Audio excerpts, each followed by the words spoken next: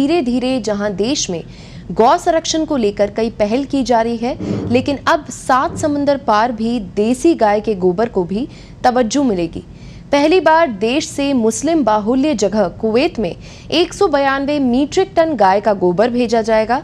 15 जून से गोबर को पैक कर कंटेनर के जरिए गोबर भिजवाया जाएगा। देखिए ये खास रिपोर्ट। देसी गाय का गोबर भी अब 7 समंदर पार पहुंचेगा। जयपुर सांगानेर स्थित पिंजरापोल गौशाला के सनराइज ऑर्गेनिक पार्क में इसको लेकर तैयारियां शुरू हो चुकी हैं। भारतीय जैविक किसान उत्पादक संघ के देश में चलाए जा रहे जैविक खेती मिशन की पहल पर कुवैत में खेती के लिए गोबर भिजवाया जाएगा। संघ के राष्ट्रीय अध्यक्ष डॉक्टर अतुल गुप्ता ने बताया कि गौ संरक्षण अभियान का ही नतीजा है। पहली खेप में 15 जून को कनकपुरा रेलवे स्टेशन से कंटेनर रवाना होंगे। गुप्ता ने कहा कि कुवैत के कृषि वैज्ञानिकों के अध्ययन के बाद फसलों के लिए गोबर बेहद उपयोगी माना गया। इससे न केवल फसल उत्पादन में बढ़ोतरी हुई, बल्कि जैविक उत्पादों के उपयोग से स्वास्थ्य पर भी प्रतिकूल असर देखने को मिला। गोबर के पाउडर के रूप में खजूर की फसल में इस्तेमाल करने से फल के आकार में वृद्धि के साथ साथ उत्पादन में भी आशा अनुरूप बढ़ोतरी देखी गई। सनराइज एग्रीलैंड डेवलपमेंट को जिम्मेदारी मिलना देश के लिए बड़े गर्व की बात है। अब राज्य सरकारें भी इस ओर ध्यान दें। तो मुस्लिम कंट्रीज हैं, उन्होंने इस पर गहरा शोध करके और गाय का गोबर आयात जो वो कर रहे हैं और हम जो निर्यात कर रहे हैं, उसके पीछे कृषि की अर्थव्यवस्था को सुधारना है।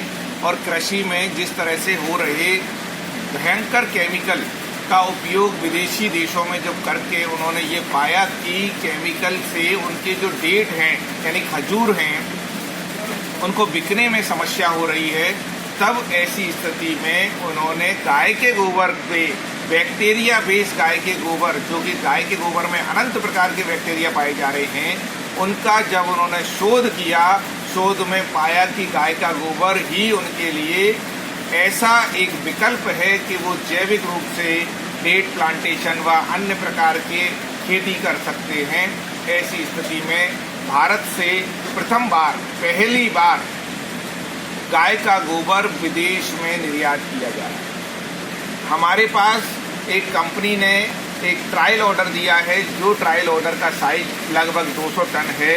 इसके बाद शारजहां व अन्य कई देशों ने हमको हजार मैट्रिक टन के ऑर्डर्स दिए हैं, जिनका मूल मकसद है कि वहाँ की अर्थव्यवस्था में जैविक खेती को अपनाया जाए, पेस्टिसाइड को रोका जाए और उनके जो खजूर व अन्य उत्पाद हैं उनकी अधिक से अधिक मूल्य उनको मिल सके।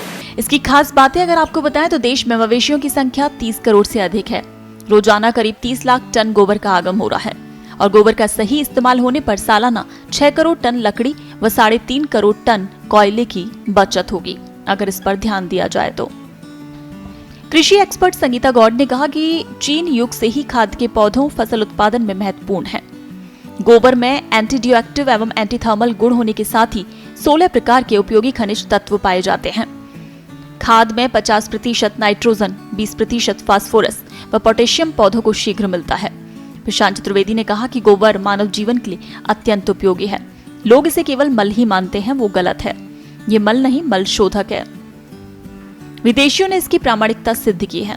गौशाला के महामंत्री शिवरतन चितलांगिया ने बताया कि देश में 30% गोबर को उपला बनाकर जला दिया जाता है, जबकि ब्रिटेन में गोबर गैस से हर साल 16 लाख टन यूनिट बिजली का उत्पादन होता है।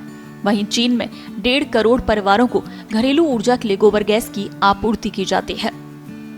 इधर अमेरिका, नेपाल, फिलीपींस, दक्षिण कोरिया ने भारत जैविक खाद मंगवाना भी शुरू किया है। ब्यूरो रिपोर्ट, पत्रिका टीवी।